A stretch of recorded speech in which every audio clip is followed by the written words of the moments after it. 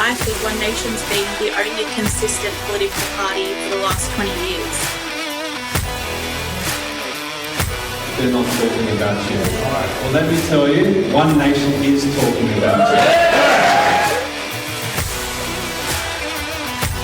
It's like the media's run away from One Nation. They're too scared to ask us any questions, mainly because we're straight talkers and we've got the answers. This is like a call to arms. You guys need to start making the real decisions and who you're going to vote for.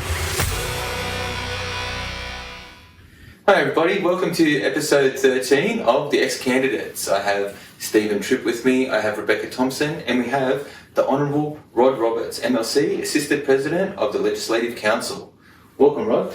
Morning, Adam. Thanks for having us on the show, and thank you, Stephen, and thank you, Rebecca, for your time this morning. Pleasure. Glad to have you on. Thank you for your time today. Special news here, we're actually at Parliament House in Sydney, so we're actually on location. We're going to get a tour, so Rod's going to give us some great time to show us around how it works. We're going to be able to film little certain places and just show you Parliament and what's going on. Rod, can I ask you what the duties are of the Assistant President of the Legislative Council does? Yeah, sure, Adam. Look, that's fairly simple, I suppose. I like to call myself the referee, for want of a better term. In the absence of the President and during the day, in a sitting day, we have extremely long days, so I will alternate with the President, and we have a Deputy President as well, performing the role in the chair. Now, probably people are aware of the term the Speaker. Now, the Speaker controls the lower house. In the upper house, we don't have a Speaker. We have what is called the President, and I am the Assistant President. So I sit in the chair during debate to ensure that everybody plays by the rules, that the Parliament rules, which are known as the standing orders, are complied with, that the debate is conducted in a reasonable, gentlemanly, if I can use that word, fashion. There's no unparliamentary behaviours. People will make points of order, and I'll make rulings in relation to whether statements have to be withdrawn or they're allowed to stay. So that's the basic role in the chamber. Also, as the Assistant President, I, along with the President, will often host international dignitaries that come to visit Parliament, such as various ambassadors or consul generals from different countries that want to establish a relationship with New South Wales, and we want to establish a relationship with them too, in terms of trade and economy and various things like that. So that's probably it in a nutshell, really. Yeah. So when somebody like Mark Latham says, "Excuse me, Mr. President," or Mr. Vice President, Speaker, Vice President, that's who he's referring to when he's talking. Certainly. So you often won't see it on the clips that you'll see on TV because a camera will be focused on whoever is talking at that point in time. But he'll say Mr. President, and that will be Matthew Mason Cox, who's the President, or he might say Mr. Deputy President, who is Wes Fang, or Mr. Assistant President, which is me. So that's whom he's referring to. And let me tell you, my colleague Mark Latham is one of the hardest men to control in this day. Not because he's a bad man, but because he's passionate about various interests and issues, and he wants to debate it vigorously. Now, he always plays by the rules, but Mark, he just likes to get his point across sometimes. Yeah, we're going to ask you who the worst behaved was. Well, on my very first night in the chair, it was himself and the leader of the opposition went toe-to-toe. Mm-hmm. So my colleague was probably one of the first to test me out. But I had no hesitation in calling him to order as well, because the role of the President and or the Chair is one of impartiality, to ensure that everybody plays by the rules and there's no favouritism. I was going to say that. I was going to say, better just say, like, it's not like an easy day in the office when the colleague is up in the chair. No, it's not. It's probably harder. And you agree with everything he says as well. And that's we do. We agree with each other constantly. But I have to just ensure that he doesn't push the boundaries too far. I don't want to stifle any debate, whether it be from Mark or any members of the Parliament. Ensure that debate is not stifled, but ensure that they do it in the correct format, complying with the standing orders. Because they're not allowed to make personal comments about each other at all. I've seen a few things go. Yeah, that's right. And that's when I will make rulings and call people to order and remind them that they can't do that. And Shree calls to order and they can be ejected from the building. Wow, okay. That probably happened to me if I was in there. That's what happens, but no, we try not to do that. Rod, Again, would you be able to just give us a little bit of background for yourself? Because, you were quite important in Parliament. You're an important person in New South Wales State. And I think it's really important for our viewers and for the people who watch our podcast to make sure that, we want to know who you are. We want to know about you, and we want to get behind you. And I think we're finding that people who understand who we are and where we come from are finding out that One Nation people and we're a lot better than presumed or assumed. Assumed is probably correct. And when people dig underneath and behind the media rhetoric, they tend to find the true purpose and policies and position of One Nation, not what they read in the media. Look, my background and my involvement in politics is relatively simple. I'm 60 years of age now. I've been in here 3 years, so I came in at 57. Now, I didn't come in here for a career. I mean, there's no, you hear of the parliamentary pension scheme and all that sort of stuff. That's way gone. So there's no, I was semi-retired and living a very comfortable life. So I haven't done it for a career. Like most people, I'm passionate about politics. So, I sit back at home at night time watching the news on TV, abusing the bloody newsreader and wanting to throw things at the TV, and my wife's telling me, listen, you've got one of two options. You either put up or you shut up. And I was, concerned about the direction that our state in particular, let alone the country, but state here, we're talking about state politics, the direction our state was heading, and decided that it was time to actually do something. I was fortunate enough to be introduced to Senator Hanson, Pauline Hanson, and then from that introduction to Mark, and hence we had the March 2019 election, and very honoured and privileged to have been elected here to the Parliament. I'd like to think I bring in a voice of experience and reasonableness. My background, I joined the New South Wales Police at 19 years of age.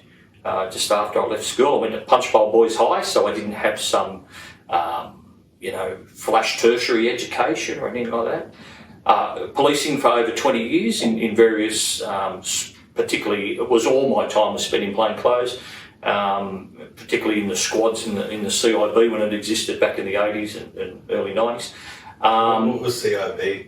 CIB stood for the Criminal Investigation Branch. It was a building here in Liverpool Street in Sydney where all the squads were housed. So at that stage when I went to the CB to start with, I was in the drug squad. So drug squad had a floor, homicide squad was there, the arson squad, the sexual assault squad, the licensed dealers, the breaking squad, all these consorting squad.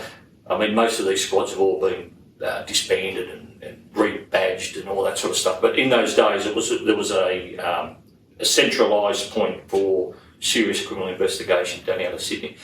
So my time was spent there, and then I went to the detectives training course as an instructor, teaching trainee detectives, and that was based here in Sydney, in Liverpool Street as well, right beside the CIB. The Goulburn Academy was up and running for uniform coppers, but detectives were trained here in Sydney. And then the powers that be decided they wanted to close the Sydney office and put everything under the one campus in Goulburn, and offered me the opportunity to go to Goulburn. So I took that. My girlfriend at the time, my now wife, was a detective at, I think she was at Fairfield at the time. So we went as a package deal. She went to the station, I went to the academy, where I taught there for a while. I was not content working at the academy. I still liked the teaching of trainee detectives, which I'd been doing for a period of time by then. Just didn't like the internal politics of the academy, so I went back to Sydney. We continued to live in Goulburn. We had a farm, we got married, we had our son, but I came back to Sydney in charge of detectives at Bass Hill at the time. Then from Bass Hill I went to in charge of the Special Operations Group at Bankstown, and then from there I went back to Goulburn in charge of the detectives office there for 6-8 months, and then to Auburn, and my career finished at Auburn Detectives Office. And I continue to reside in Goulburn to this day. So I left the cops in about 2000. I did nearly 20 years by then. And then from there, we bought a produce store and stock feed business because we'd had horses. We breed and raced harness races, trotters at the time. And so we went into the stock feed and produce business. I bought that. I sold out to my partner after a period of time. I had a rest. We bought a new, bigger farm, so I concentrated working on the farm. We had cattle and we used to spell racehorses for other people. And then from there I went into real estate at Goulburn, and I did nearly 10 years there. I became a licensed agent and an auctioneer. I did that, and then had another rest for a period of time. And then we have our own business doing random drug and alcohol testing in the workplace, and which we continue to today, but my wife runs the business now that I'm in here. That's what I really like about you. You're not a career politician. You've had so much experience out in the real world, not just in the one field, but across really diverse fields as well. Well, thank you, Stephen, and that's what I like to think that I bring in here. I mean, the thing that really amazed me and shocked me really when I came in here, I formed some good friendships with people from both sides of the political spectrum in here, and I was talking to them about, well, what did you do before you came into Parliament? Oh, I was a staffer for Senator so-and-so, or I worked in Minister so-and-so's office. And I said, yeah, but what did you do? Oh, that's what I did. I'm thinking, you've never worked for a living at all, have you? No. You've never run your own business. You've never had those pressures of when am I going to get a paycheck this week or not. Anybody that runs a small business will know that the last person that gets paid is a business owner. You've got your start, you've got your invoice, you've got your lease on your vehicles, you've got rent on your premises, you've got all those sort of things that have to come out first. Then hopefully there's something left at the end of the day for the poor old business owner. Everybody thinks you're in business. Not just that, the pressure of having employees and kind of you have a responsibility to look after them. So you do. Things are going tough. Yeah, you really need to look after your staff. And your staff come, obviously with issues. They have things on their domestic front that they bring to work with them, and you try to help them solve that as well. So you're not only a business owner, but you're also a counsellor as well. And when the doors close of an evening, you sit there and then you're doing the bookwork and the payrolls and the tax returns and the GST returns and everything that continues to go on after all that sort of stuff. So small business is extremely crucial, and that's why I'm very supportive of it, because I've been in that role and understand the demands on small business. So and then going back to that, so I talked to them. I was a minister here. I worked for this minister. I worked for that minister. I was in this parliamentary office. You talk to the Labor guys on the other side, and they went to school and went to uni, did a bit of politics at uni, and then end up working for a trade union, and then they get their spot here in Parliament. Yeah. Same thing. Never. There's some really good people in here, but really, honestly, they've never had to really work for a living. It's a very sheltered kind of career path. And you hear of this political bubble, and let me tell you, the bubble actually exists. These people don't step outside that bubble. Wow. And they associate with people in that bubble, and they're in here every day with the same people in the bubble, and they don't get that diverse range and experience that I think is necessary for a parliamentarian. You're representing the electorate. The electorate is made up of people from various walks of life. Yeah. And I'd like to think that my background has held me in good standing in here.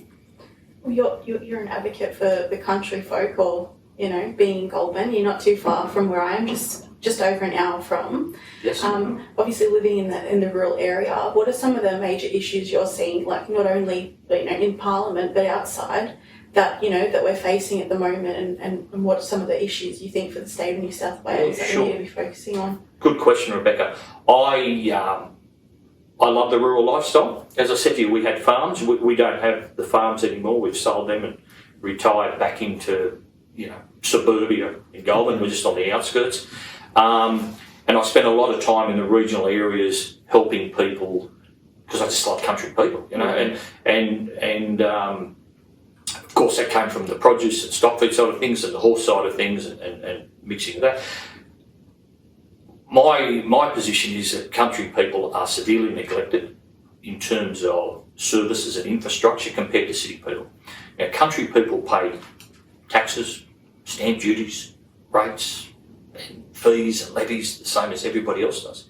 But there's a severe lack of infrastructure in country areas, in particular health. We've just seen the Upper House has just done an inquiry into rural and remote health, and we've heard some tragic stories and seen tragic results of people dying in waiting rooms of hospitals because there's no doctors. So that is something that's very crucial. People that live in the country will tell you that they don't have access to public transport. You can't go and jump on a train to go, somewhere or jump on a bus or whatever.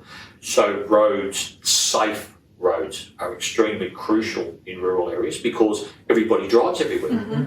You drive for sport, you take your kids to sport, it's nothing to do 150, 200 k's to the next town because that's where they're playing their rugby league or their sport or their basketball or whatever sport it happens to be. So, you have that tyranny of distance, but don't forget also everything in terms of freight goes via road as well. In wheat season, all the grains there and there's livestock being transported constantly. So roads are extremely crucial thing for country people and also education. It's unfortunate that a lot of kids have to leave rural locations and come to the city to gain, a standard of education. And I think it's incumbent upon us to ensure that there are good schools and good teachers in all rural areas. Because education is the foundation of everything, as we know, and country kids shouldn't have to suffer simply because they live in the bush. So, there's some of the key aspects of issues facing rural people. So this is what I love about yourself and One Nation is that it's about people being with their ear to the ground. You hear the real stories of people and what their day-to-day issues are, and then it gives us or yourself the opportunity to represent them in Parliament. We have an issue with roads, so funnily enough, I'm a tradesman as well, and I'm always on the road. I go through tyres all the time in my work van because A, it's laden with load, and B, I also do the rural areas. I can drive along some of the country roads, especially down your way in Hume, and I can be just driving along and I hit just bumps that there's nowhere to go. Half the road, especially with all the rain we've had, is washed away. So we've got mud and broken road down the side. And then all of a sudden, because of the trucks going through, they've ripped up the road, so there's potholes all on this side. I can't even drive along the country roads, what is it called, Roberts Road or something like that, without the bumps are so bad that my glove box opens in my van and stuff falls out of it. So it's quite distracting actually. And it's an 80k road and you're driving along there and there's no real roads, there's no real anything out there, and it's getting worse actually. So that's what we love about One Nation, and that's what we love about people like yourself who are off the street. Like, we're off the street. I'm off the street. You're off the street. You're off the street. We all aren't career politicians.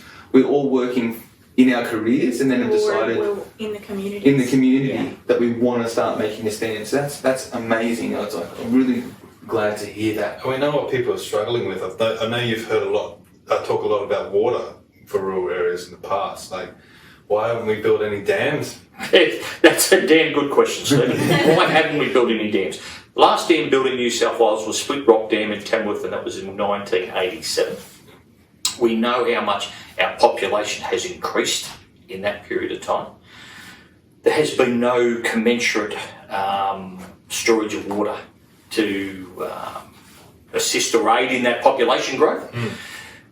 There's this adversity to building dams because the green element of politics has taken over.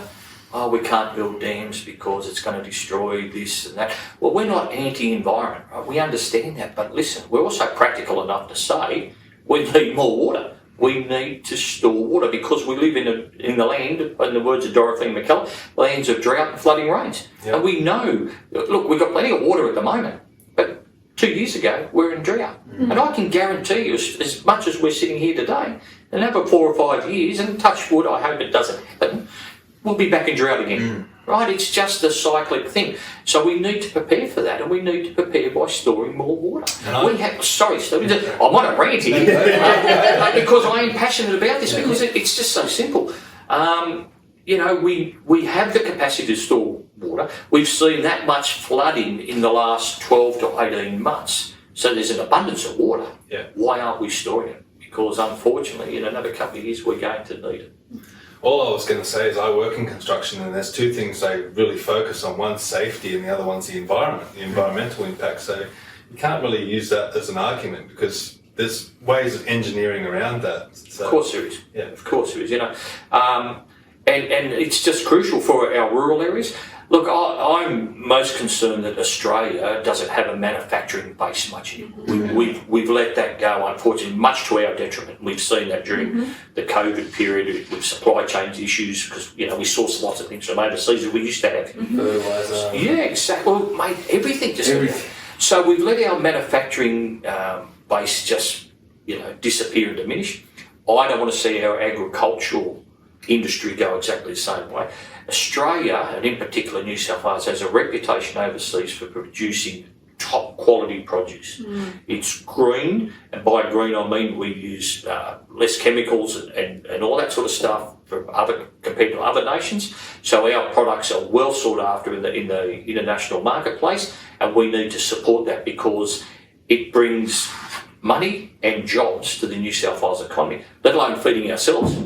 So as our population grows, so does our demand for food, and we need to be able to do that. And to grow that food, we need to have water.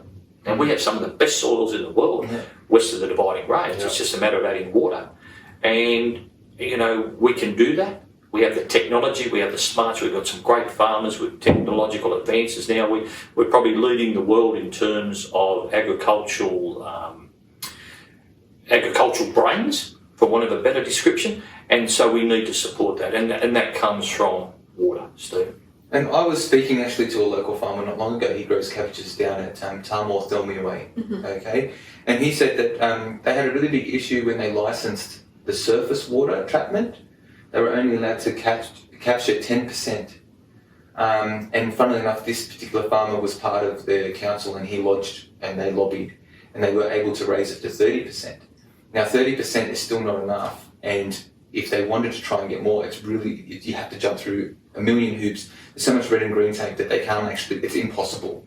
He did raise an interesting point, and maybe you might be able to touch on this. I'm not trying to throw you a curveball here, but he said that the farming industry is going downhill because we're not inspiring younger farmers to take over the family farm. It is too hard for them to make it. Just to make a dam is over $100,000 just to make a dam on your property. To get the licensing to make the dam, because it has to be licensed, is again red and green tape where you just cannot get one done. So you have to buy a farm that already has dams on it, and then you have to reapply apparently for licenses, and that's really the only kind of way that you can have a farm with a dam on it without making a new one.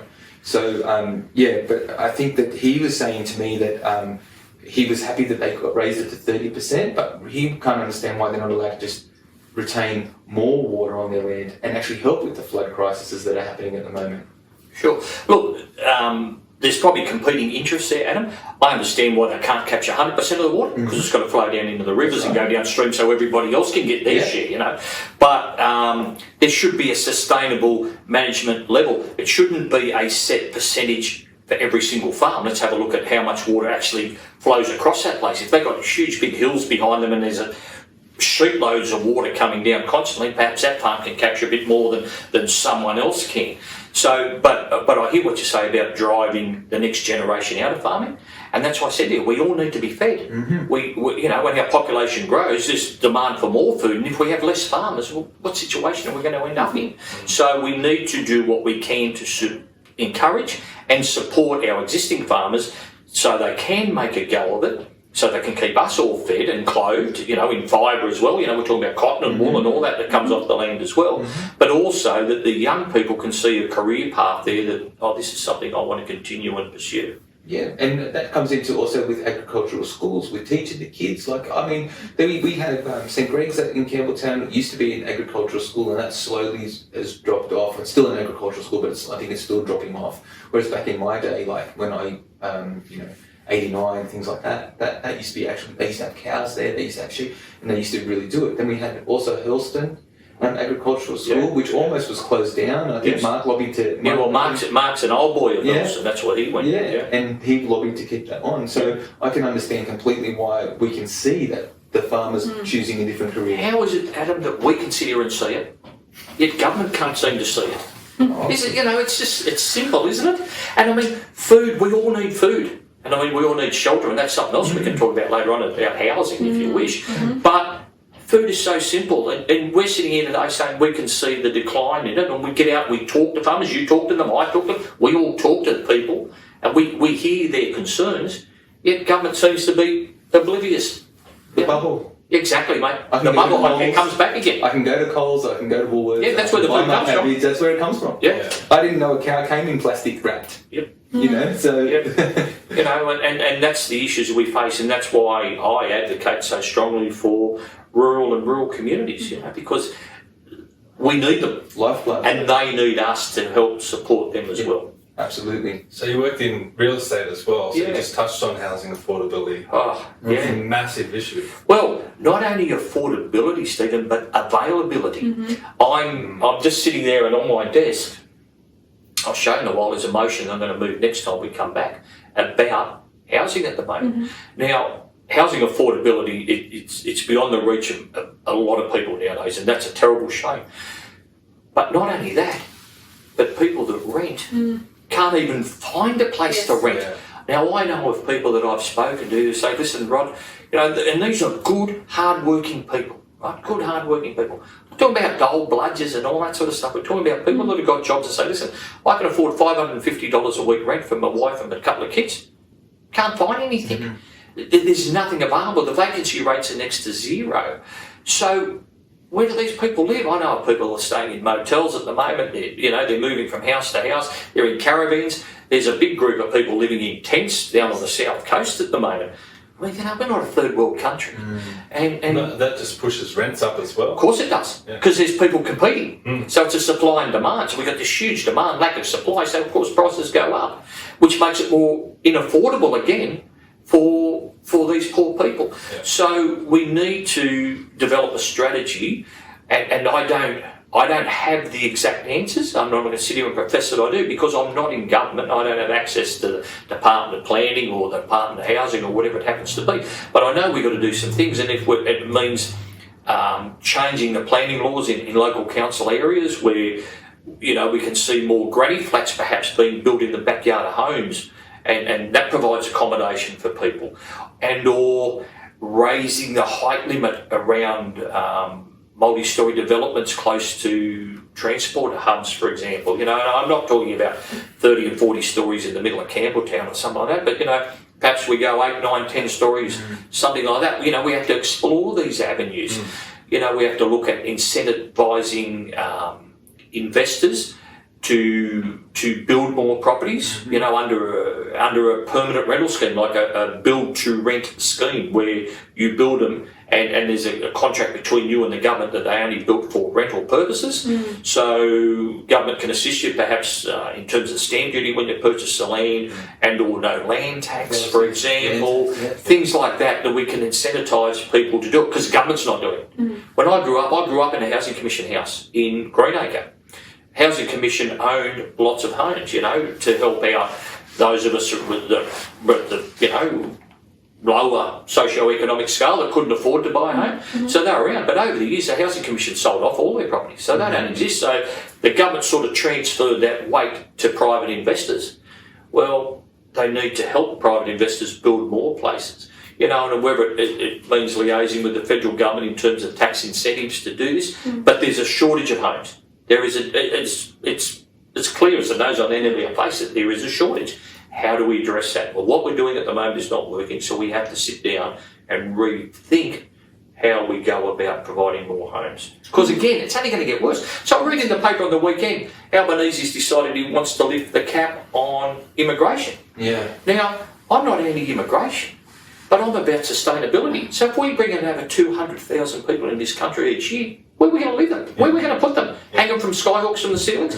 There's not enough homes for the people who are in the country here at the moment already. Why would we be putting more fuel on the fire? Yeah. You know, let's get this sorted first, get the infrastructure that goes with it, and then perhaps we bring more people in.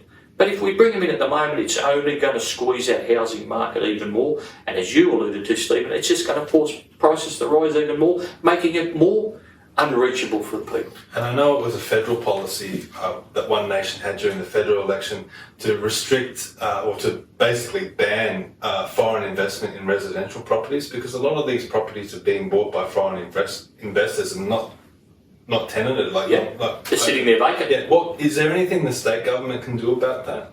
Oh, look, I'm not really sure. I mean, the Foreign Investment Review Board is a federal mechanism, and it's something that's out of my realms of understanding, because we don't have that impact here in state parliament. But certainly agree with that they shouldn't be buying these homes and then letting them sit there vacant. Yeah, you see, and then they just ride the market, waiting for prices to go up, and then they'll sell them later on. It's just purely an I was investment. going to add to that because my working career, my background is actually with property ownership, certain state taxes, that sort of thing, and I can guarantee and confirm that the amount of foreign-owned properties here in New South Wales that are vacant, empty, there's no water connected, no electricity for years at a time, it is a serious issue.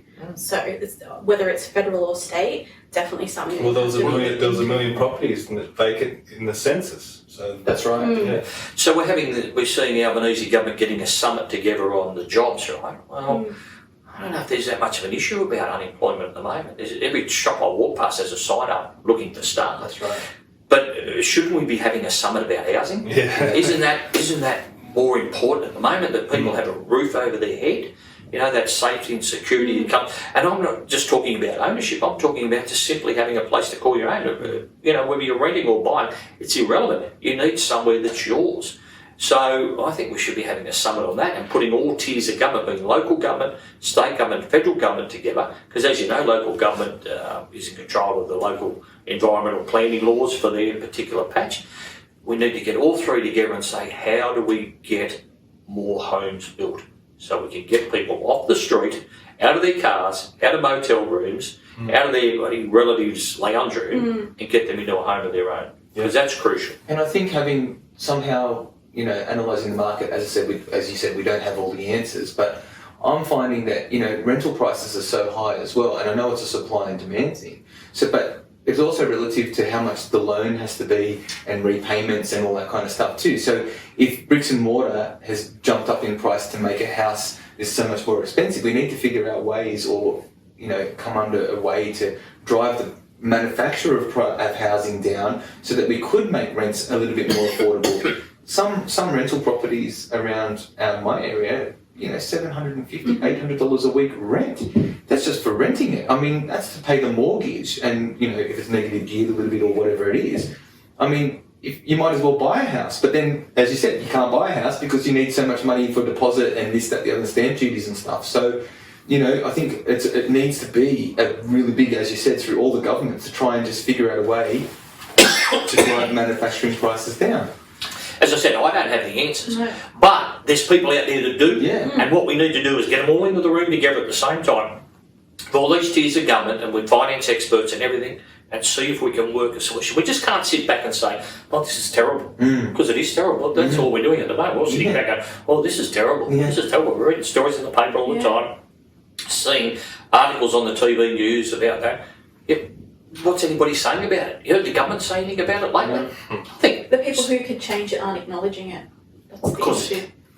in that bubble. They have their house. They're very comfortable. They're fine. They don't know what's happening out there. So you and Mark Latham were elected in 2019. The first thing that One Nation did was introduce a bill to remove the ban on nuclear and uranium mining. Now that went to an 8-month upper house inquiry, and they actually came back and supported your bill. Yes. But the usual the usual players, Labor, Liberal, the Greens and Nationals voted it down. What did the upper house inquiry come back? Why did they agree with your bill? What were some of their findings? Well, look, I didn't actually sit on that inquiry. There's a number of inquiries that run in the upper house at any given point in time, and I'm on a vast number of committees. I wasn't on that one, so I'm not 100% across the exact detail. But what the inquiry did find was that there is that nuclear energy has a role, has a very significant role, and therefore we should look at exploring that option here in New South Wales. I mean, we all know the problems with energy at the moment, and I mean, Mark and I have been extremely vocal on our concern that we're rushing headfirst down this 100% renewable path. Now, we're not anti-renewables. If you ask Mark and I, we're not anti-renewables at all. But what we're saying, there needs to be a mix of energy to ensure that we've always got 100% reliable, affordable, dispatchable baseload power. At the moment, renewables won't provide you that. The wind doesn't always blow, the sun doesn't always shine, and there are no big batteries anywhere. No. What we need to rely on at the moment is proven energy manufacture, and that comes from, at this point in time, from coal and gas. Now, outside of my lifetime, in another 100 years' time, it may well be 100% renewable. But at this point in time, it's not. And we need to ensure that we have, and we've just seen it recently in winter with the Energy Minister, Matt Green, saying turning off your dishwashers at night and turn this off and turn that off. My big concern is if we have a hot summer, because we didn't have a hot summer last summer, it was fairly mild. Yeah. We had a hot one this time. He's going to be telling people turn off your air conditioners. They're already telling major energy users, manufacturers, to shut down at certain times of the day at the moment, to help them get through the energy demands. So why aren't we exploring nuclear? How come at the moment we're saying nuclear, everybody just puts their head down and goes, oh no, nuclear, it's bad. Look, certainly there was Chernobyl, we can't deny that, but that was back, in the 80s with old Russian technology. Yeah. We had Fukushima in Japan, which wasn't a problem with the nuclear reactor itself, it was the massive tidal wave that came from an earthquake underground that caused that. Technology's changed. I mean, when I learned to drive a car, there was no seatbelts. It was drum brakes and cross-ply tyres. Yeah. Technology has changed, and technology's changed with nuclear as well. And everybody says, you've got to look at what they're doing in the EU. But they forget to tell you in the EU, France, Germany, and the UK are all building more nuclear power plants. Yeah. And they talk about renewables being cheaper than nuclear energy, but if you look at France and Germany, France, which is heavily nuclear, Germany, which is heavily renewables, all the manufacturing has gone to France because it's cheaper. Exactly. And that's what has happened here over the period of time and will continue to happen. Yeah. That's what we've just touched upon earlier, our lack of manufacturing base here now, because our costs have driven everything offshore. So we need to have this level of sustainability in our energy grid, and at this point in time it comes from having coal-fired power stations and gas turbines as well, and this mad push, and here's the rub, and you guys will get it, that they talk about, if we go to renewables we need to build more batteries, and when the government talks about batteries they're talking about hydro electricity, which they can switch on at any time, drop the water. But to have hydro, what do you need? Electricity.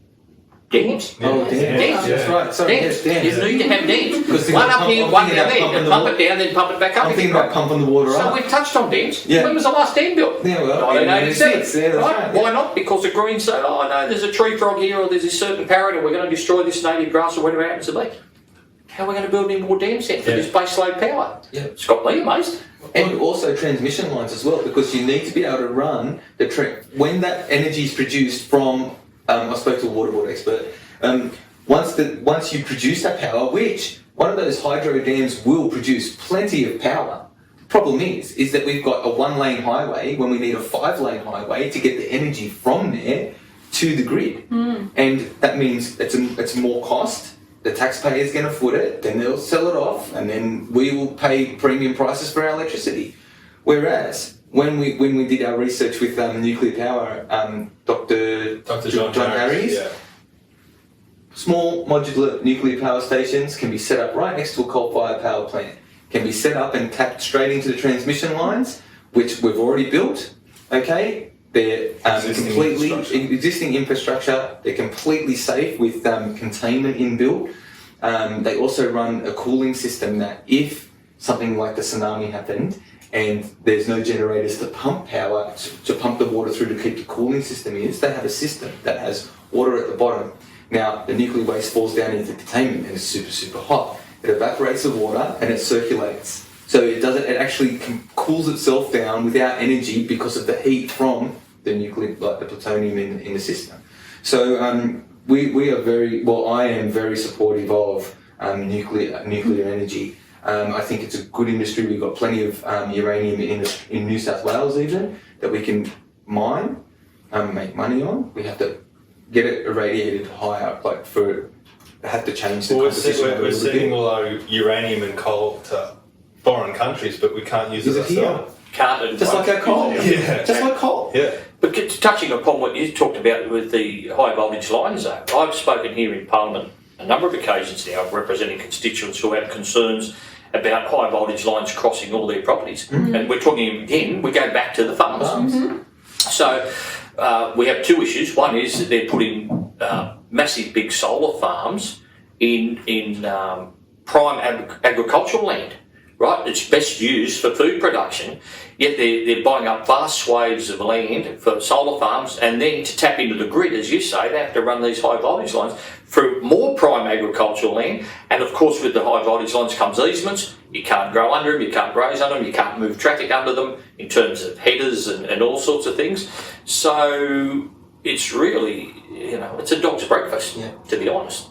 And not only that, if you're really concerned about carbon dioxide, what's the best thing that reduces carbon dioxide? Well, trees, because they absorb it. Yet you're cutting down all the trees. Swaying trees to run these lines through. Yeah, exactly. Yep.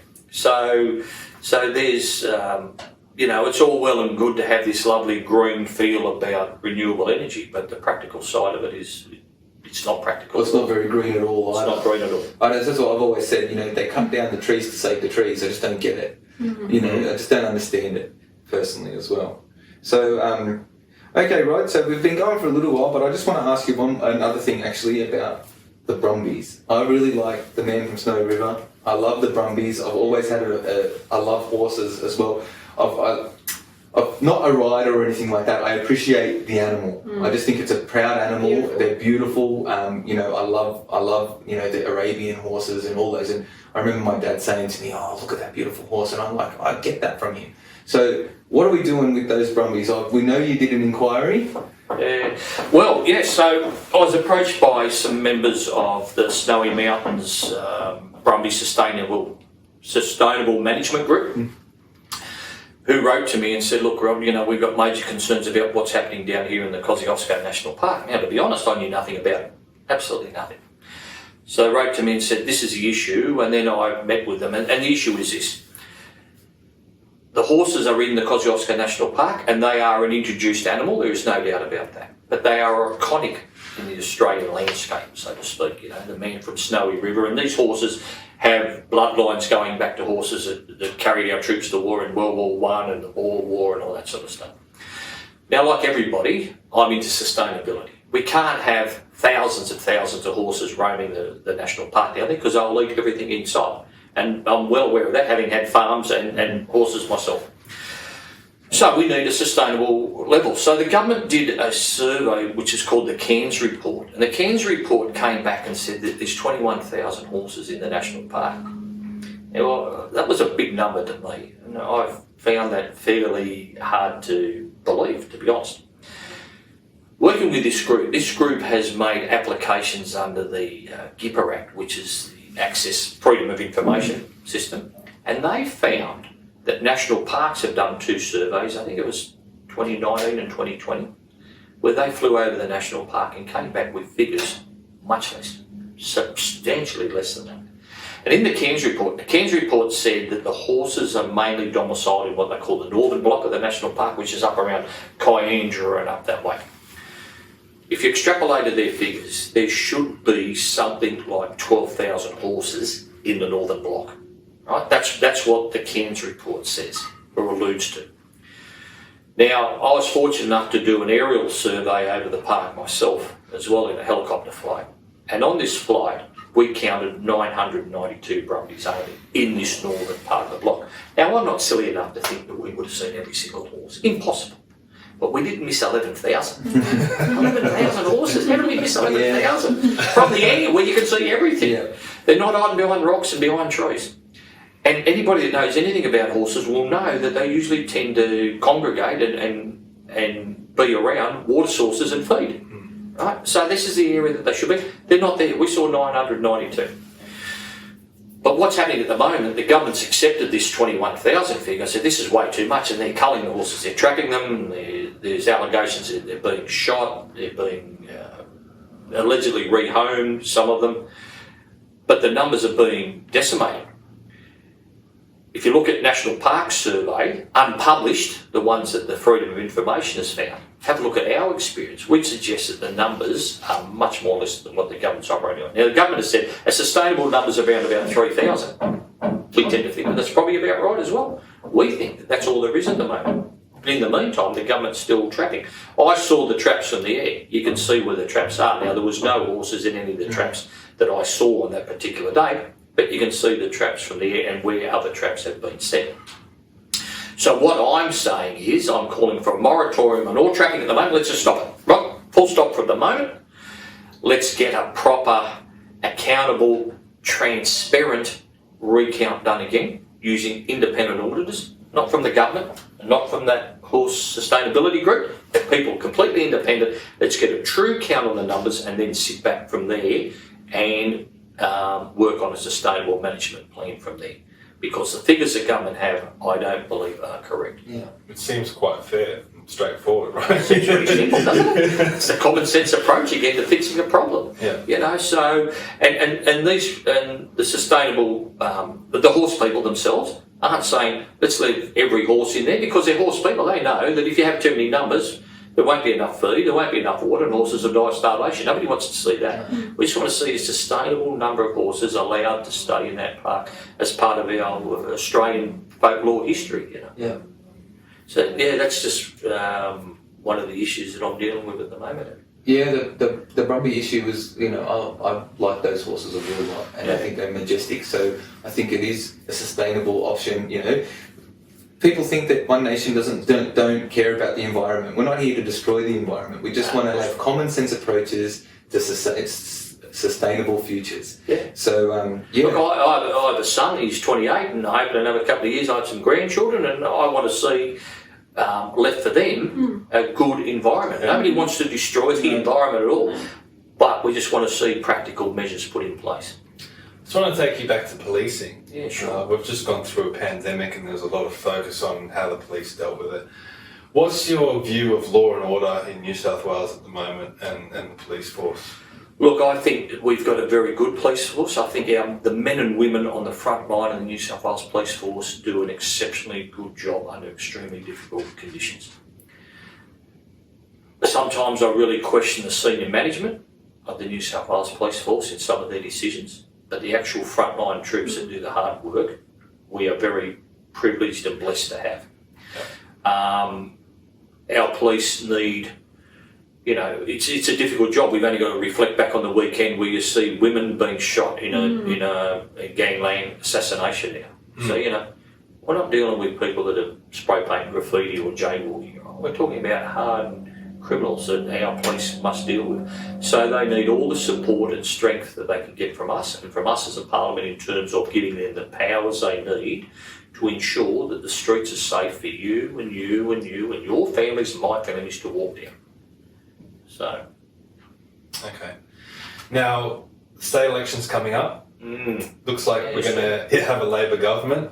Could possibly, yeah. How important is it for parties like One Nation to be elected in the upper house as like a roadblock from wall-to-wall Labor governments across the country? Look, I think it's extremely crucial, Stephen, that we as One Nation get as many members into Parliament as we can, particularly the upper house. The upper house, as you know, is the House of Review. Any legislation that passes must come before our Parliament, and we're the gatekeeper, I'd say you would say, the checks and balances to ensure that that legislation is fit for purpose. And if you don't have that, you will have a government, you know, particularly Labor government, steamrolling through all the ideas that they want with all the negatives and all the costs that usually goes with Labor type policies. Yeah. So our role will become our role is extremely crucial as it is at the moment. I think it'll become even more so. And how does the balance of power sit at the moment? Well, how it works in the upper house at the moment, the government can't pass any legislation unless they have 5 additional votes. Now, those votes can come from Mark and myself, the 2 Shooters and Fishers party members, and the Reverend Fred Nile. The other side is Animal Justice and the Greens, which always tend to vote with Labor. So traditionally the government will look to us for support in legislation, Now, we have three options. We can agree with them, pass the legislation. We can reject the legislation and say, no, this is no good, this is not good for this is not for the benefit of the state. And or we can amend the legislation and offer suggestions and changes to tweak it and make sure that it is fit for purpose. Yeah. And that's primarily our role, and that's what we do. We'll often move amendments that we think would be best suited. Now, whether those amendments get adopted or not is another matter, because it becomes a vote of the House again. But more often than not, we do get some influence in some of the policy decisions. The upper house is a little bit unique. It's not like the lower house where they're all yelling at each other. Like, you know, there's still some yelling that goes on. But there's a lot more working with the other parties as well, isn't it? There's a lot of negotiation to ensure that the best legislation is passed. Touching upon you yelling at that, well, it does get a bit feisty in our chamber, but certainly not to the extent of the lower house. And that's because we only have 42 of us, not 96 or something, whatever it is in the lower house. And so we're much more collegiate because we work together on these committee inquiries constantly. So you are working together all the time. And at the end of the day, what we should be doing is producing legislation that's best for the people that are out there. The people of New South Wales. Doesn't matter whether it's legislation put forward by Mark and myself or the government or Labor or whoever it happens to be. As long as it's right for the people of New South Wales, well then we're doing our job. You just answered my question, because I was going to say it shouldn't matter where the legislation comes from, as long as it's in the best interest of the people. So reassuring our viewers and moderates that are out there, should One Nation gain more power and more balance of power, and Labor did get in, if it was a good policy, if it was true for the benefit of the people, you guys obviously scrutinised it and looked over it and felt that it was for the positive of New South Wales, that a Labor government, a Liberal government or a Green government would get your support, no holds, as long as it's good for people. Look, it's called politics, but it shouldn't be about politics. We are here to represent the people of New South Wales. They've turned to us to govern them, right? They look to us. It shouldn't be about party lines. This is great legislation, but I can't vote for it because it's Liberal. This is great legislation, I can't vote for it because it's Labor. It shouldn't be about that at all. It's about what is right for the people of New South Wales. And our voting record will show that we have supported Labor on legislation already.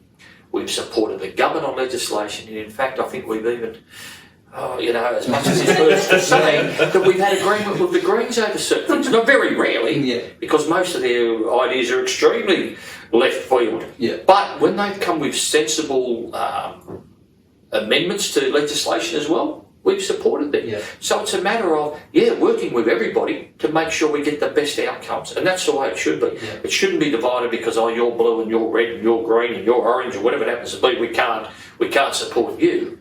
Sometimes you see that sort of attitude pervading there, but that's what it shouldn't be about at all. It just proves One Nation will work with whoever as long as the interests of the people are put first. I agree. Exactly, Rebecca. And as I say, it's not just me sitting here with rhetoric like that. You've only got to look at the voting records of Mark and I, and that is reflected. We have voted we've on both sides of the chamber, if you want to use that expression, to ensure that we get good legislation. I think that's what makes it so powerful, voting for One Nation. You're not voting for Labor or the Greens have always voted in a block.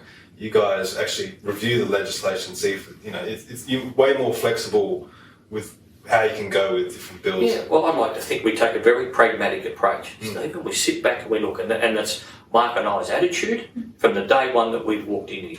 We're not here to block government legislation, we're not here to block Labor, we're not here to block anybody. We're here to ensure that the best legislation can go through that's going to look after our state and support the people of New South Wales. And that's how it should be. Now, you've had 3 years. What's your greatest achievement, and is there anything else that you would like to achieve for the remainder of your term? There's lots more to achieve, but there's always plenty to achieve. Yeah. Look, we've done a fair bit of work in here. What are some of our best things? It's hard to come off the top of your head, I suppose. We've moved plenty of amendments to legislation to ensure that we've slowed the government up, for example, in not overreaching. Yeah. So we've got all that voting record.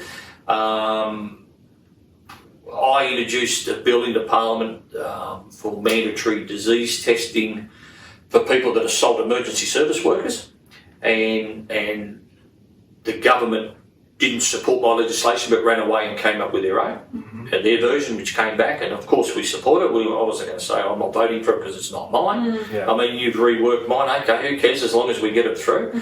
You know, we've got a number of things like that, and we constantly stand up and talk about the issues that affect everybody every day, you know, particularly the energy stuff. You know, those that follow politics will remember that, it might be nearly 2 years ago now, Mark and I did that 36 hours around the clock debate here in Parliament, just the two of us arguing against the introduction of the renewable energy bill.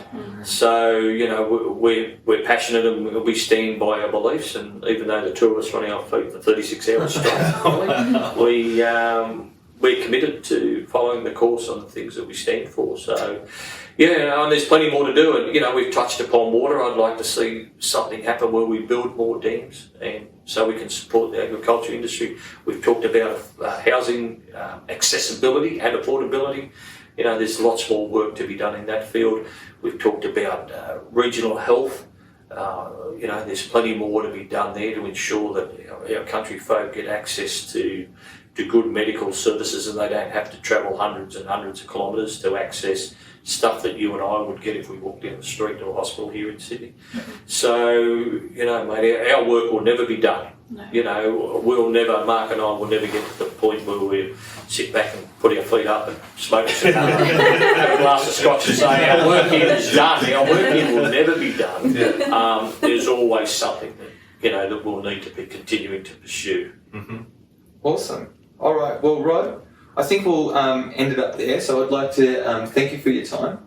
Thank you for being on episode 13 of the ExCandidates. I hope episode 13 doesn't turn to be unlucky. No. Unlucky 13. No, I tell you what, number 13 in my book's always been lucky, so Me we're too. pretty good. Right. So I like number 13, so this is a great one. Well, I'm very comfortable about that then. Excellent. Well, thank you very much, and well, hopefully we'll see you around Parliament and making the big differences that you already have done. Thank you. And thanks very much for the opportunity today to speak with you and to let you have a little bit of an insight into myself and what we do here for One Nation. Yeah, and if you really enjoyed this interview, we really rely on people to share it and get the word out. Follow us on YouTube, Spotify, Apple Podcasts, a whole bunch of other places I haven't heard of. So Well, Stephen knows all those ones. I just click on us. yeah, we're on Facebook, Twitter now. Yeah. We're in the swamp. So Yeah. yeah, hope you really enjoyed today's episode. Thank you.